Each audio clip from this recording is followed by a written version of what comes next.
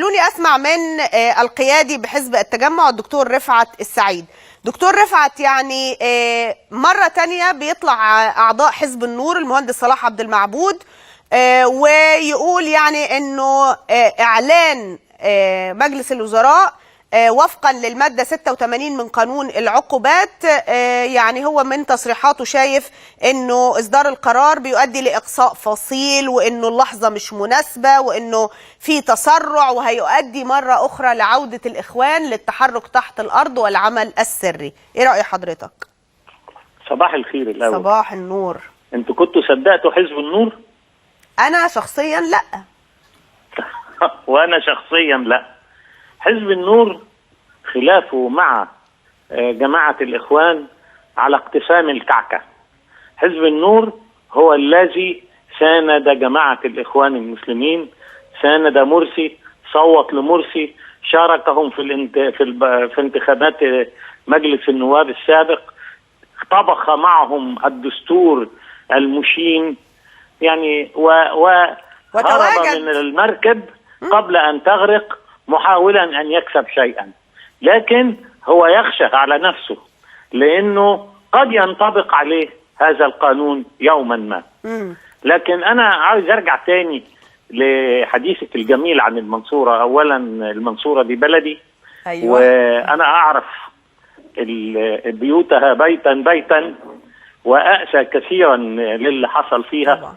وأعرف سكان المنصورة قد إيه هم شجعان وقادرين على مواجهة هذا العمل الإرهابي الغاشم، وأعرف أيضا أن هم قادرين على محو الإخوان من مدينة المنصورة. المشكلة مش الحادث الأخير. الحادث الأخير هو نتيجة عملية لحالة الضعف والاستخزاء التي مارستها حكومة الدكتور الببلاوي. كأنها بتقول لهم والنبي كمان يعملوا شوية إرهاب، يعني يرتكبوا كل الجرائم وتتعامل معهم بحنان شديد. ويعني أنا حذرت الدكتور الببلاوي أكثر من مرة وقلت له يا سيدي إن لم تكن تستطيع أن تعاقبهم بقانون العقوبات، عاقبهم وفق القانون الذي ينص على أن تعطيل المرفق العام جناية، والولاد دول بيعطلوا مرفق عام اللي هو التعليم، وبيعطلوا مرفق عام اللي هو إجراء الامتحانات، وعليك أن تطبق عليهم قانون العقوبات. ولكنه صمت.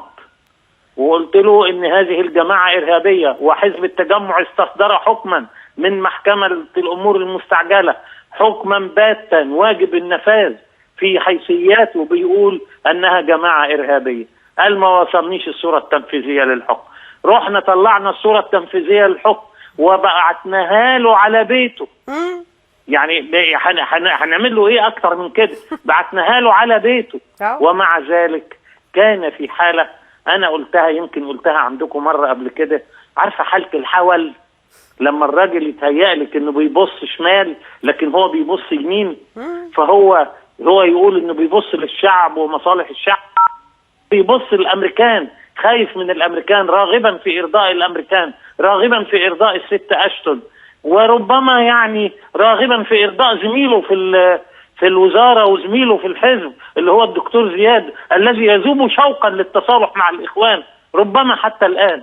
ومع ذلك هو خد القرار. امبارح انا كنت في التلفزيون في قناة حكومية الصبح، وهاجمت هجوما عنيفا ووجهت كلامي للمستشار عدلي منصور، قلت له انت المسؤول بقى، انت المسؤول ان تتخذ هذا القرار. على اي حال هم خدوا هذا القرار، الحمد لله. هذا القرار واجب النفاذ لانه نصه كده. نصه بيقول وبناء على المادة 86 من قانون العقوبات بكل ما يترتب عليها، بكل ما تطبق. فقام طلع لنا بخازوق جديد، قال وتشكل لجنة لدراسة كيفية تطبيق القانون.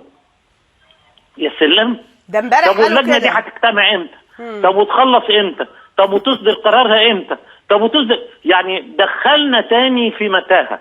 انا اقول للدكتور الببلاوي يا دكتور ببلاوي أخطأت كثيرا جدا في حق نفسك وفي حق حزبك وفي حق تاريخك وفي حق مصر وفي حق الشعب المصري، وعليك أن تصلب ظهرك وأن تقف رجلا شجاعا في مواجهة هذه الجماعة، وألا تخشى من الأمريكان. الأمريكان لن يرضوا عنك مهما فعلت، والأمريكان راغبين في انهيار هذا النظام. مهما فعلت هم ضدك وضد مصر وضد وطنك.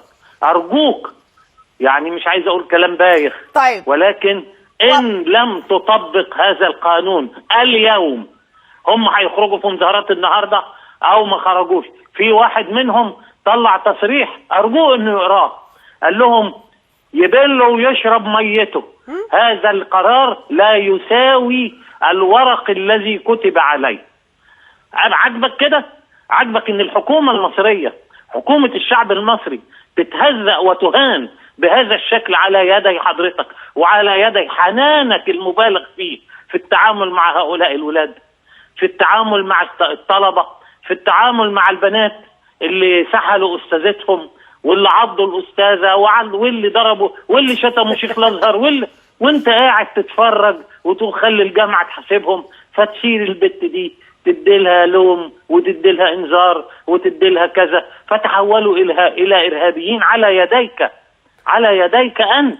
وعلى هذا الاساس انا اتمنى ان يكون الدكتور الببلاوي قادرا حقا وراغبا حقا في تطبيق هذا القانون النهارده. اليوم 26 ديسمبر، سنرى ان لم يطبقه اليوم على كل من يفعل فعلا يخالف نص المادة 86، له منا شيئا لن يعرفه من قبل.